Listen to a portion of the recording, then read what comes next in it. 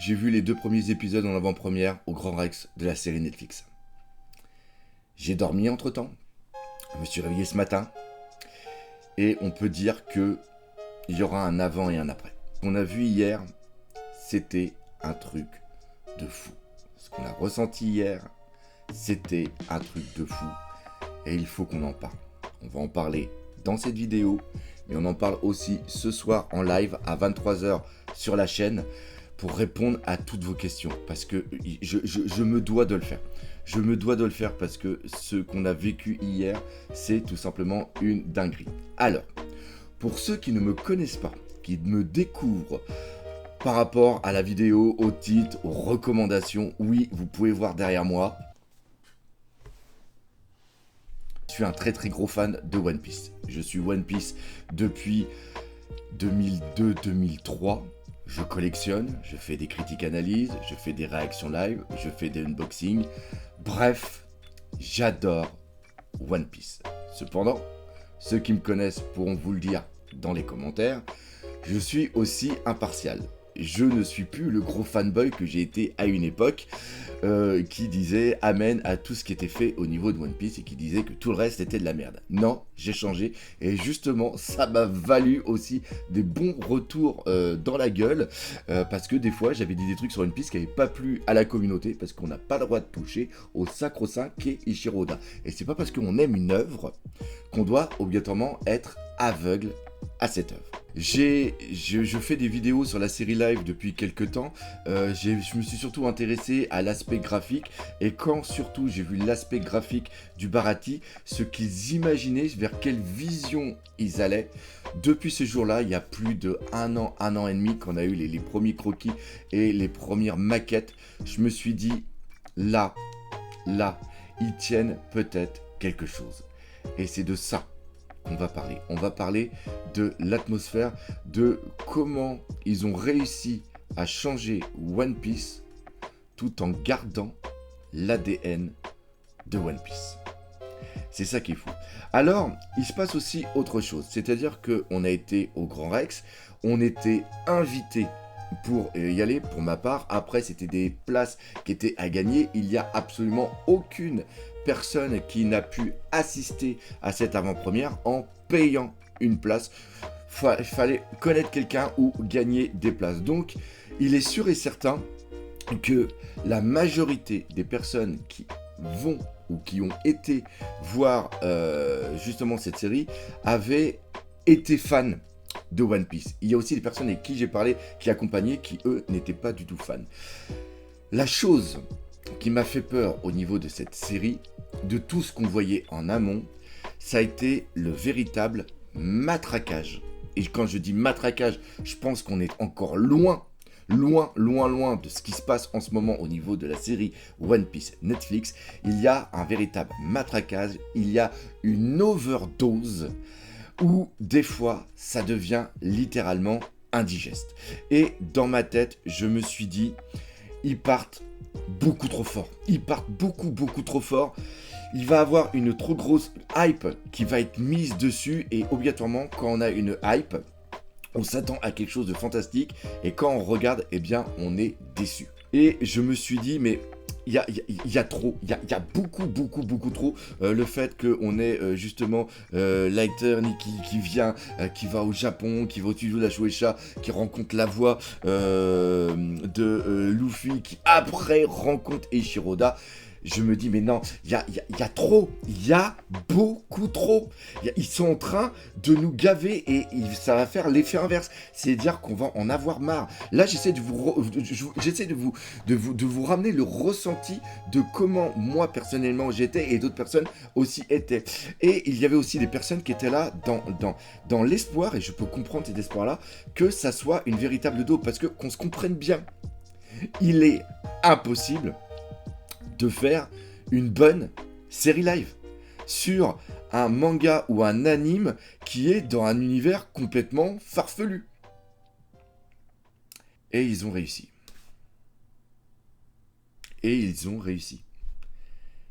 Je ne sais pas comment, mais ils ont créé une alchimie au niveau de la série qui fait que on accroche.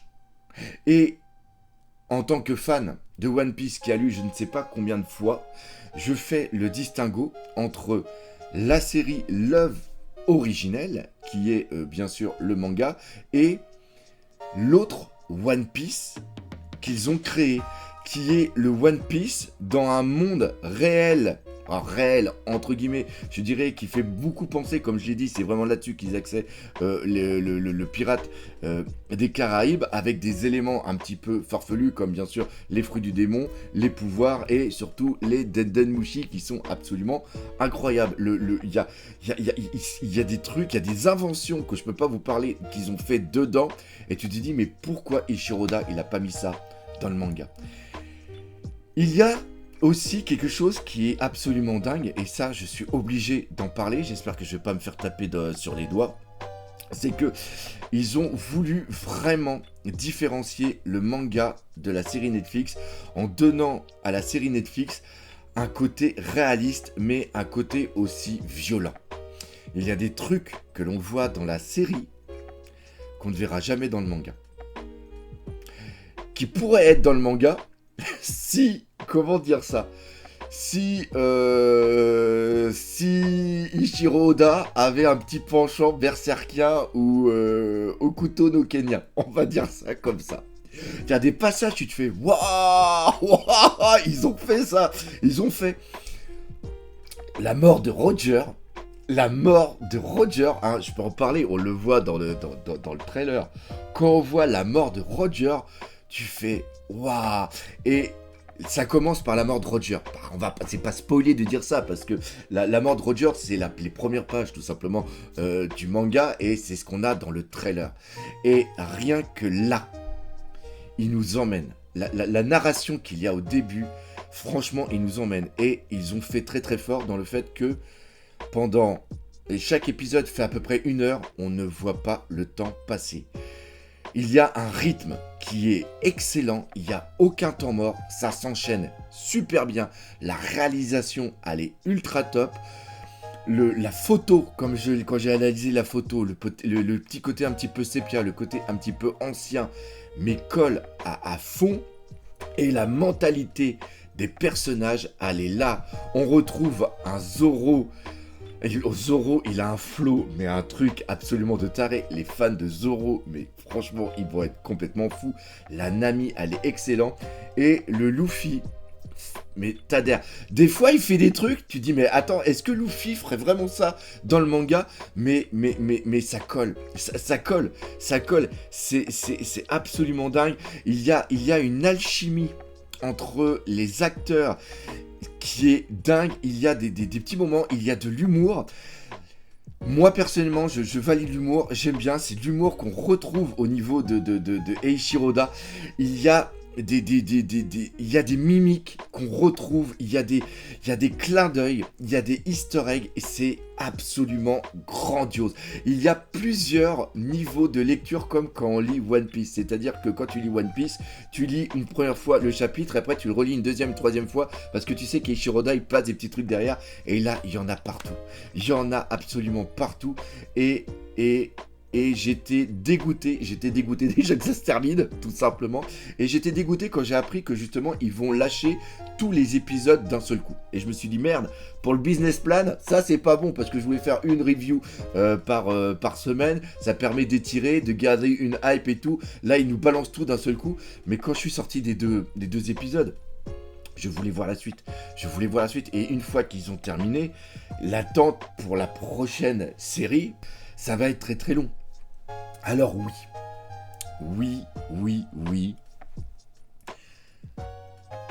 Je suis un fan de One Piece. Oui, il y avait une certaine ambiance. Oui, il y avait une euphorie.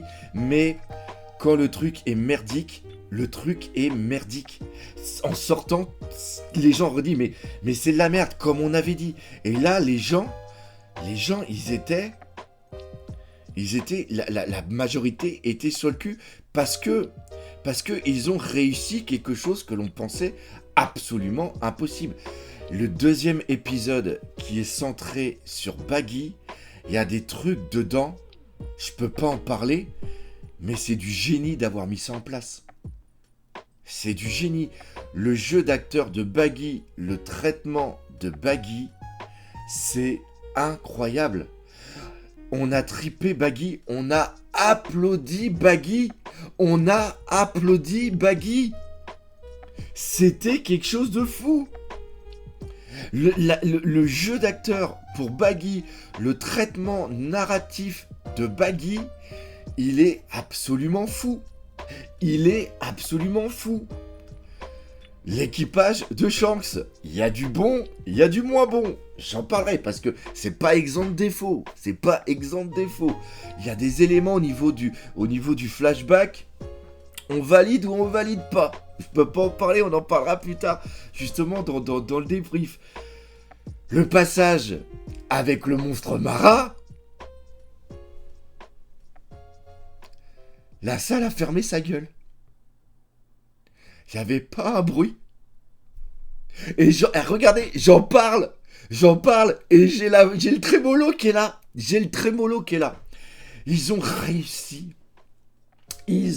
réussi à nous amener de l'émotion. Tu sais, on voit le passage. On l'a dans la tête, on le connaît. Et on s'attend tous à faire des ouais. Et là, le truc qui se passe, et là, c'est... Dans la salle, il n'y avait pas un bruit. Il n'y avait pas un bruit. C'est dingue. Et ça, c'est très fort. Parce que quand on a vu le trailer au niveau de Nami par rapport à Arlong, ils vont aller loin. Ce qui est génial, parce que nous, on connaît des choses. Ma femme ne connaît pas One Piece. Je vais découvrir la série Netflix, lui faire découvrir One Piece avec ça. Il y a des choses qu'elle va pas spécialement comprendre. Enfin, ça va pas être important pour elle. Comment expliquer ça, ça va être dur d'expliquer. La relation entre certains personnages est vachement bien faite, mais nous, on va la comprendre plus profondément parce qu'il y a un élément entre les deux personnages qui n'est pas encore mis. Il y a des choses où, à un moment, il y a Nami, elle voit quelque chose où elle a des paroles. Nous, on sait pourquoi elle dit ça, parce qu'on connaît son histoire. Et la personne qui va regarder, elle va se dire, tiens, pourquoi ? Mais c'est ça qui est fou. Et la chose qui est encore plus folle, c'est qu'ils ont réussi, pour une personne qui ne connaîtra pas One Piece, de regarder les deux séries et de ne pas avoir besoin d'avoir des éléments narratifs au préalable pour comprendre certaines subtilités. Tout s'enfile, mais super bien. C'est juste nous, en tant que connaisseurs, on fait « Ah !» a réagi comme ça parce que ça. Et l'élément, on l'aura plus tard.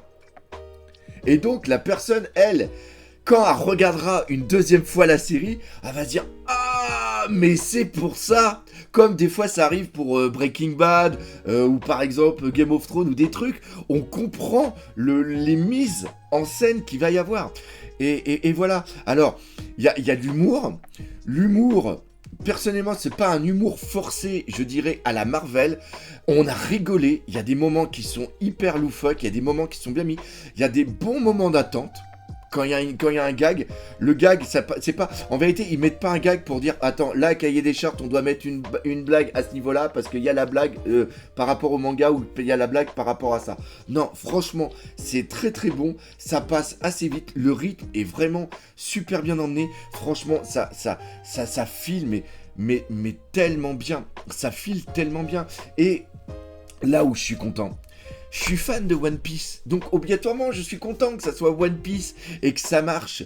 Je suis fan aussi de Saint Seiya et je pleure quand je vois ce qu'ils font à mon Saint Seiya. Mais je me dis, là, ils ont pris conscience que l'argent ne fait pas tout. Si tu as l'argent, mais que tu n'as pas les gens derrière, que tu n'as pas l'habillage derrière, au niveau des décors, au niveau des effets spéciaux, au niveau... Ah, j'ai même pas parlé, les combats, la chorégraphie des combats, c'est absolument monumental. Zoro, Luffy, Nami, grandiose. Il y a un combat qui se passe à un moment, 2-3 personnes sont dans le move, il y en a 2 autres, tu te dis mais putain, qu'est-ce qu'ils foutent? Tu sens qu'on dit bon, t'es obligé de faire tel truc, les mecs ils l'enchaînent, mais il y a aucun... tu vois pas qu'il y a pas d'entrain, ça m'a un petit peu fait chier, et c'est un combat qui est assez important, il y en a qui jouent bien dedans, il y en a d'autres, ils sont complètement à la ramasse. Le combat Morgan contre l'écoupage des Mugiwara, pareil, de la manière où ça a amené, franchement, très très fort, gros respect. Le traitement de Hermep, j'en dis pas plus, mais voilà quoi, c'est absolument fou, Je sais pas quoi dire de plus, il y a des gens qui vont cracher dessus, parce que même si c'est bien, ils vont cracher dessus parce qu'ils vont trouver l'élément qui dit non mais ça va pas, ça va pas. Il y a les putains de puristes, comme j'ai eu dans mes commentaires, des putains de puristes qui disent c'est impossible, les acteurs c'est pas bien, on ne peut pas, pour moi c'est One Piece, pour moi c'est de la merde, donc jamais je ne regarderai, voilà, pour moi One Piece, la série Netflix, n'existe pas. Eh bien, faites ce que vous voulez. Passez à côté, tant pis, mais... Ceux qui veulent triper, ceux qui veulent avoir un bon moment, faites-le. Ceux qui vont découvrir One Piece avec cette série, faites-le. Cette série a été faite pour regarder au moins 2 voire 3 fois par rapport au Easter egg. Donc franchement, allez-y. Il va y avoir une vibe mondiale. Il va y avoir des retournements de veste. Ça, je le sens gros comme un camion. Il y en a qui vont rester dans leur mentalité de dire que c'est de la merde. Eh bien oui, si vous avez les arguments, si vous trouvez que c'est pas bien, dites-le, argumentez, vous avez parfaitement raison. Moi, ça me plaît, ça a plu à beaucoup de personnes, mais aussi, il y en a qui vont pas aimer. Mais le but de ça, c'est que comme je l'ai dit au préalable, c'est-à-dire que on a prouvé que l'argent ne fait pas tout. Si tu as l'argent, mais que tu as aussi les bonnes intentions, le suivi qui va derrière, il y a moyen de faire des trucs grandioses. Il y a l'annonce qui a été faite pour Naruto. Je veux que ce qu'on a eu et ce qu'on a en ce moment pour One Piece, je veux que les fans de Naruto le vivent. Je suis un fan de Dragon Ball. Netflix, Amazon, je sais pas quoi, Apple... Chopez les droits et faites-nous une vraie série live avec des vrais persos qui ont l'âme, qui ont l'ADN de Dragon Ball. Faites-nous des trucs absolument dingues. Je rêve d'avoir un Vegeta machiavélique. Quand tu vois ce qu'il y a sur Baggy, ils peuvent faire un Vegeta absolument monstrueux. Ils peuvent faire un truc au niveau de Dragon Ball monstrueux, avec des dinosaures, avec des combats, avec des hommes chats qui combattent, avec des mecs qui ont un 3e œil sans que ça vienne tout dénaturer, avec des Super 5 turbo. Éclatez-vous avec des capsules, avec plein de trucs. Éclatez-vous. Il y a la base. Il y a la fanbase qui est là. One Piece, en vérité, One Piece ne fait que montrer le chemin. En vérité, je suis content, pas pour moi, je suis content pour nous, les gens qui aimons les mangas et les animes depuis tellement longtemps et que nous ne sommes pas respectés parce qu'on nous voit seulement que comme des vaches à lait, des mecs où on leur dit non mais tu cherches pas à comprendre, marque One Piece. Fais série live, fous-leur un petit combat, des katanas, un mec qui sont là, des escargophones, le mec il va être content, de toute façon il est con, ce mec là il est con, donc il va le bouffer, même si c'est de la merde, il va bouffer, on va se faire notre pognon et on est bien. À la rigueur, s'il y a encore des cons pour nous demander, on fera une saison 2, on fera une fin et on sera fait notre billet, de toute façon ils sont cons. Là, Netflix a montré qu'on n'était pas des vaches à lait et que si on nous fait plaisir, eh ben on va leur faire plaisir aussi. Parce que de la pub pour Netflix, de la pub pour cette série live, bon Dieu que je vais en faire. Parce qu'ils sont venus me toucher. J'ai été respecté. Alors si Netflix arrive à respecter les fans de One Piece, il faut respecter les autres aussi. Alors vous allez me respecter tous les autres. Une série sur Olive Tom, sur Captain Tsubasa, vous allez me la faire. Slam Dunk, vous allez la faire. Vous allez me refaire un truc potable sur Dragon Ball. Un truc sur Naruto. du fairy tale, de tout ce que vous voulez. Mais vous vous sortez les doigts du fion. Du Hokuto no Ken, j'en veux aussi. Une série live Berserk, j'en veux aussi. J'en veux, parce qu'on tripe, parce que c'est bon, parce qu'on nous respecte. Et c'est ça qu'on demande, tout simplement. Voilà, donc ce soir, rendez-vous en live pour en parler. Si vous avez des questions, les commentaires sont là pour ça. Bref, c'est un truc absolument de fou. Comme je l'ai dit, il y aura un avant et il y aura un après. Voilà. Je ne sais pas si les serveurs Netflix sont prêts. Je ne sais pas. Je sais même pas ce que je vais faire. Je vais le vivre avec vous. Hein. Je ferai un live. Je ferai des lives. Je vais la regarder en live avec vous. Et je vais rigoler. Et c'est sûr que je vais pleurer. C'est sûr que je vais être un mème. Un vieux qui a presque 50 ans qui pleure pour un truc, un gros fan qui a pas de cerveau. Je m'en branle. Mais je vais le vivre avec vous. Je sais pas encore comment, parce qu'avec Netflix et les ayants droit, je ne sais pas du tout, mais on va essayer de faire ça ensemble, parce qu'il faut qu'on le vive ensemble. Bref, la vidéo se termine ici, j'espère que vous aurez apprécié. Si c'est le cas, comme d'habitude, n'hésitez pas à partager par les autour de vous, laissez des commentaires, mais surtout, on n'oublie pas le principal, la série live One Piece, Netflix, c'est la vie. Allez, salut!